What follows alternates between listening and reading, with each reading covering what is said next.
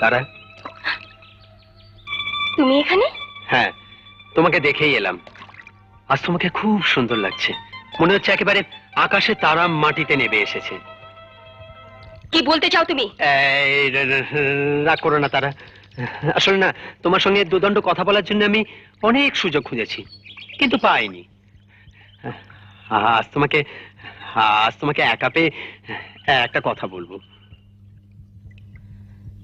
বলো। তারা, তারা, আমি তোমায় ভালোবাসি। আচ্ছা। হ্যাঁ তারা, আমি তোমাকে একেবারে অন্তর দিয়ে ভালোবাসি। আমিও তোমাকে ভালোবাসি, শুধু অন্তর দিয়ে নয়, আমার এই কোমল হাতের পরশ দিয়ে। তারা, আর একবার